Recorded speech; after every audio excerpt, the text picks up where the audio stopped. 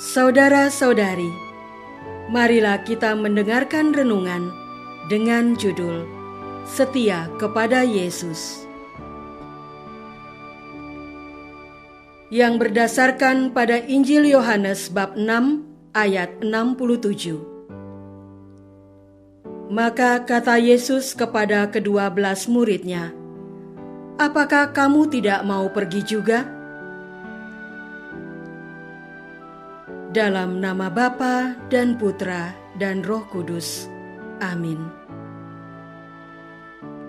Saudara-saudari terkasih dalam nama Tuhan Yesus Kristus.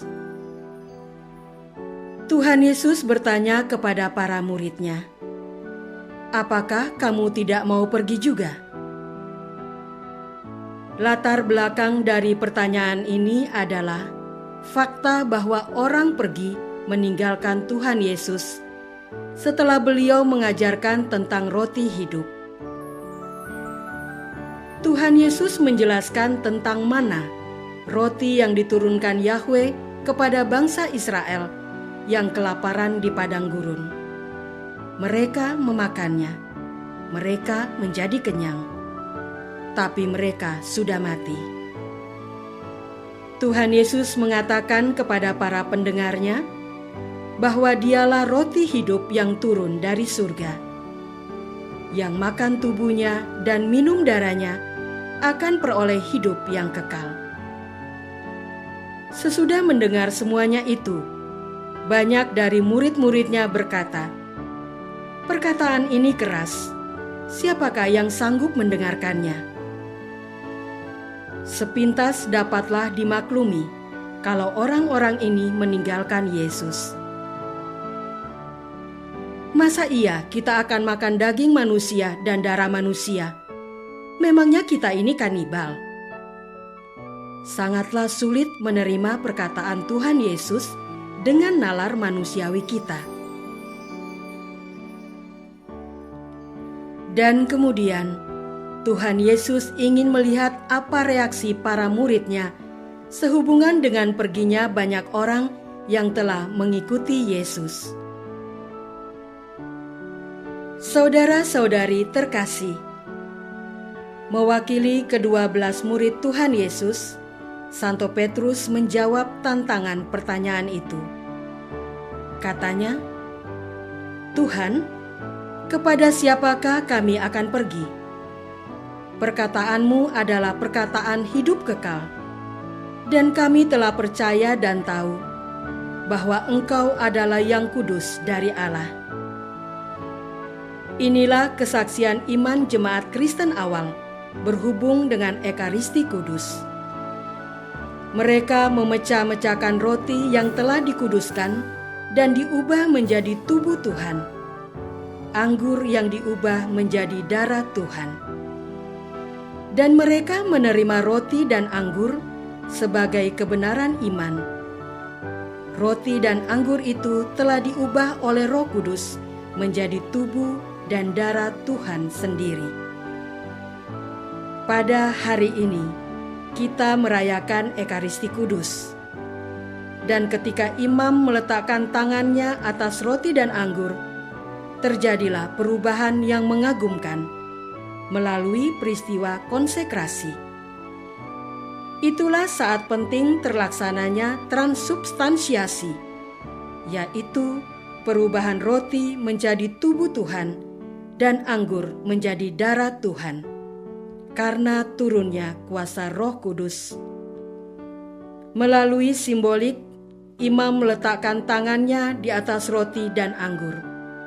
Terjadilah transubstansiasi itu. Iman gereja itu diletakkan dalam bibir Santo Petrus dan menjadi kesaksian gereja sampai hari ini, dan dilestarikan dalam perayaan Ekaristi. Gereja percaya dan menyambut roti dan anggur sebagai tubuh dan darah Tuhan.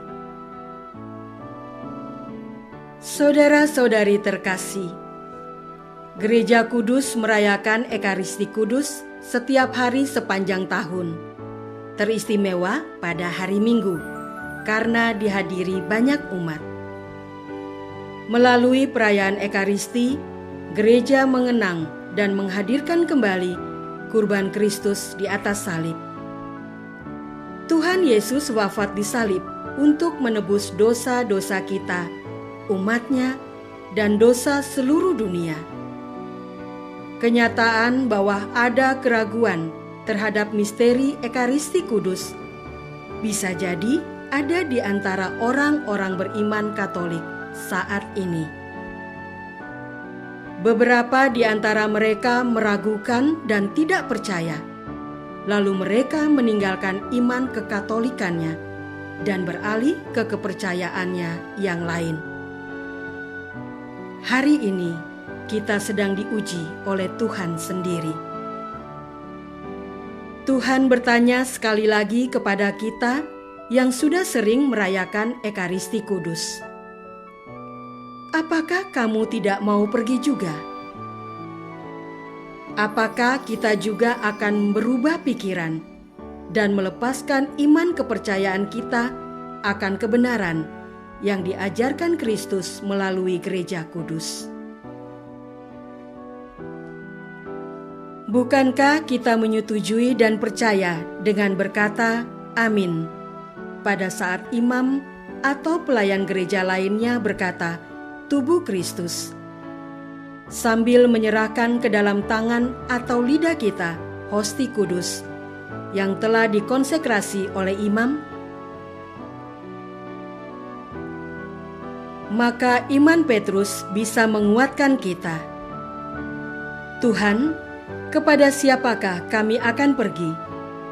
Perkataanmu adalah perkataan hidup kekal, dan kami telah percaya dan tahu bahwa Engkaulah yang kudus dari Allah. Saudara-saudari yang terkasih, apa yang diucapkan oleh Santo Petrus sesungguhnya menyatakan tanda kesetiaannya kepada Tuhan dan Gurunya, Tuhan kita Yesus Kristus. Ia memberikan kesaksian bahwa Tuhan Yesus itu anak Allah yang kudus dari Allah. Dialah kebenaran yang turun dari surga. Padanya tidak ada dusta.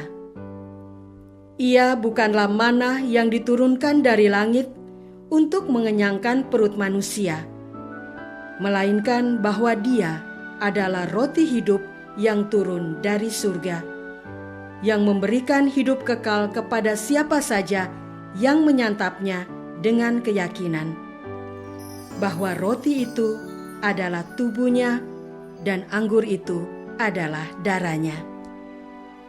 Pernyataan Santo Petrus sekarang diwartakan oleh gereja kepada setiap dari kita. Bersama dengan Paus pertama, kita percaya dan menerima Tuhan Yesus sebagai santapan rohani, yaitu tubuh dan darah Tuhan dalam rupa roti dan anggur. Dengan mendengarkan kesaksian iman Santo Petrus, kiranya iman kita tidak tergoncang, tetapi dikuatkan sehingga kita selalu rindu untuk datang ke rumah Allah seperti hari ini dan menerima santapan rohani, yaitu tubuh Tuhan, dan mengamininya sebagai anak Allah yang kudus yang turun dari surga. Kalaupun beberapa di antara kita tidak dapat menghadiri perayaan Ekaristi belakangan ini karena suasana pandemi dan merebaknya COVID-19, baiklah kita tetap setia mengikutinya secara streaming dan menyambut tubuh Tuhan secara rohani, agar kita tetap bersatu dengan Tuhan Yesus, agar dikuduskan dan diselamatkan oleh-Nya. Tetaplah setia kepadanya. Apakah aku tetap setia dan percaya pada Tuhan Yesus dengan menerima tubuh-Nya? Marilah kita berdoa. Bapa yang Maha Baik, kami bersyukur karena diperkenankan menerima Tuhan Yesus dalam sakramen Ekaristi. Kami rindu bersatu dengan Putra-Mu ya Bapa, berikanlah kami senantiasa tubuh Kristus itu, sebab Dialah Tuhan dan Juru Selamat kami. Amin. Semoga kita semua selalu dinaungi dan dibimbing oleh berkat Allah yang Maha Kuasa, Bapa dan Putra dan Roh Kudus. Amin.